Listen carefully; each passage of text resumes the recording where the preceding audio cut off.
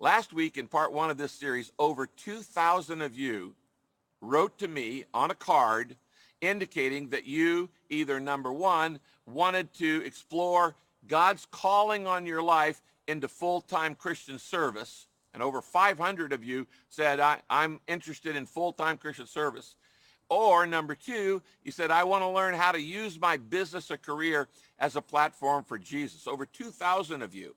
And if you want to be a part of that today and you didn't do that earlier, you can write number one or number two on your card.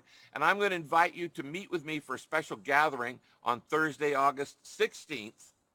Thursday, August 16th at the Lake Forest campus from about 7 to 9 p.m. on a gathering I'm calling Marketplace and Ministry, your calling and your vocation and God's will for your life and your work. We're going to do a Q&A. I'm going to do some teaching. We'll have a panel. You'll hear some testimonies, some opportunities for you to explore either going into full-time Christian service or how to use your business as a platform for Jesus Christ. Now, take out your message notes.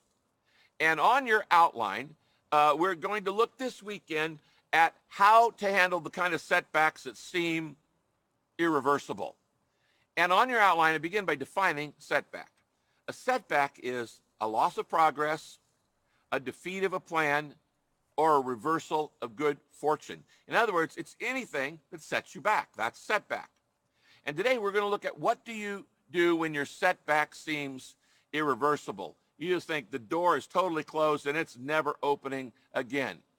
What do you do when your setback appears to be permanent? It looks irreversible. You think, I'm never going to climb out of this hole. Well, the answer to that question is found in the life of a man in the Bible named Job. There's a book by his name almost in the middle of your Bible. If you open your Bible right in the middle, you'll come to Psalms, and the book right before that is Job.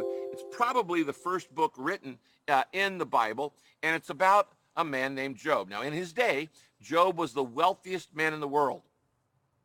He was very powerful, very famous, very important, very influential, but on a single day, he literally lost everything.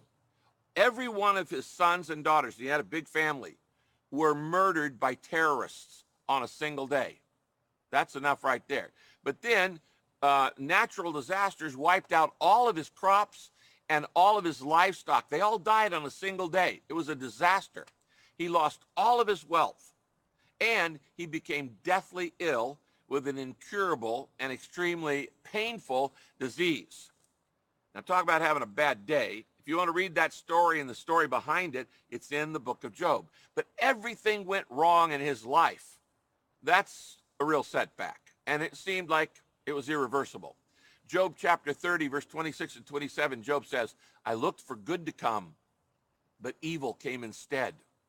And I waited for some light, but darkness fell instead. And the churning inside of me, that upset stomach never stops. And waves of misery crash over me.